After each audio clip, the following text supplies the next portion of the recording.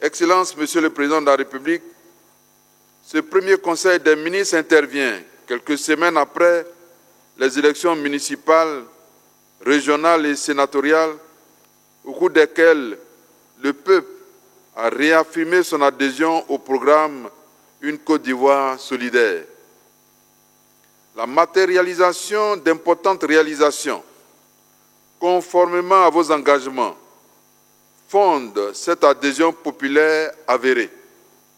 De même, l'espoir que suscite cette Côte d'Ivoire qui a su résister, malgré d'importants facteurs de décélération qui sont intervenus en Côte d'Ivoire et dans le monde depuis votre accession à la magistrature suprême, notamment la menace terroriste, la pandémie de Covid-19, la guerre en Ukraine, en puisant dans son énorme potentiel des ressources essentielles pour assurer la relance économique, atténuer l'impact social de nombreux chocs et continuer de garantir un environnement de paix et de stabilité, malgré un contexte sous-régional particulièrement difficile, est dans une large mesure l'un des fondements de l'adhésion des populations. Elle appelle le gouvernement à plus d'action, à davantage de résultats et à faire preuve d'ingéniosité créative pour répondre chaque jour encore mieux aux attentes de nos populations. C'est pourquoi, tenant compte des défis immédiats, notamment l'organisation de la plus belle édition de la Coupe d'Afrique des Nations prévue dans 87 jours, je voudrais prendre l'engagement de faire en sorte que toutes vos instructions relatives à cet événement, suivi mondialement, seront promptement et effectivement mises en œuvre. Les autres défis qui seront au cœur de l'action gouvernementale prennent en compte la poursuite de la mise en œuvre des réformes clés et des projets structurants. Ces défis concernent notamment 1. Le métro d'Abidjan qui doit entrer dans une phase plus active dès ce mois de novembre. 2. La poursuite de la mise en œuvre satisfaisante du programme économique et financier.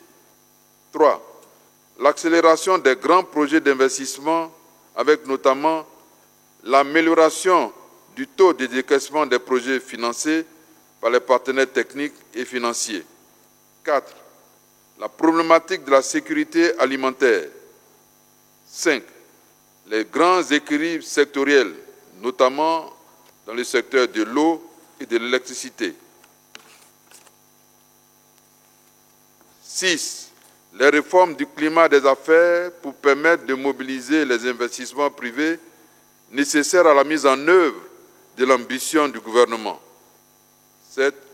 Le développement des chaînes de valeur intégrées dans 3 domaines spécifiques, à savoir, petit a, l'alimentation et les ressources halieutiques, petit b, le numérique et le développement d'une économie de services, et petit c, l'industrie.